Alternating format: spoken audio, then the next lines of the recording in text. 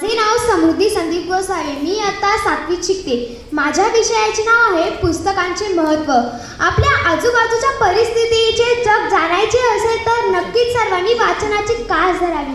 कुणावर प्रेम करायचे असेल तर ते पुस्तकांवर करायला हवे. पुस्तकाशी एकदा घट्ट नाते जोडले की जीवनाचा प्रवास अगदी आरामदायक होतो. कारण तुमची काळजी घ्यायला आता पुस्तक सदैव तुमच्या सोबतीला असतं. जेव्हा तुम्ही पुस्तकांच्या प्रेमात पडाल तर सहजच तुम्हाला वाचनाची आवड लागेल. एकदा ही आवड आपणास लागली तर बघा जीवनात काय फरक पडतो ते. मनातील जळमट काढून टाकण्याचा एकमेव उपाय म्हणजे विविध रंगी वाचन. माणसाने छंद जपावा तो वाचनाचा. माणसाने छंद जपावा तो वाचनाचा. त्यातही वाचन ही एक कला आहे जी सरावातून साध्य होते. दैनंदिन जीवनात प्रत्येक क्षणाला आपण जे अनुभवतो त्याचा संबंध आपले वाचन जर अथांग असेल तर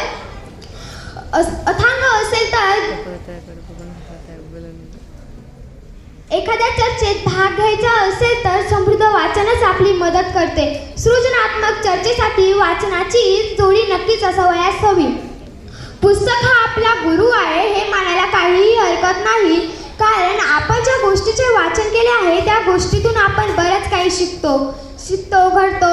शिकवण्याचा मार्ग दाखवण्याचं, घडवण्याचं हे काम पुस्तक करतच ना.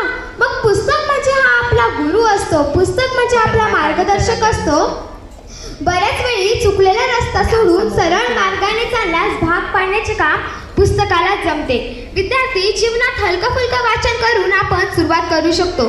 कथा, कादंबऱ्या किंवा नाटके इथून आपल्याला सुरुवात करता येईल.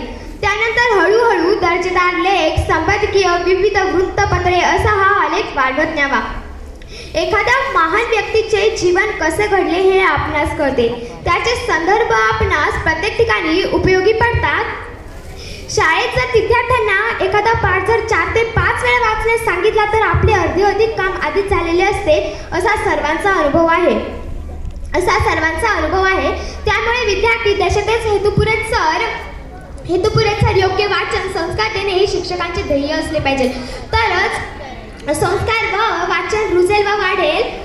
आपण जे वाचलेलं असतं ते आपल्या थोड्या वेळ स्मरणात राहतं. पण काही पुस्तकं अशी आहेत जी वाचली की आयुष्यभर स्मरणात राहतात. असं काम नक्कीच परिणाम करतं. यावर सोपा उपाय म्हणजे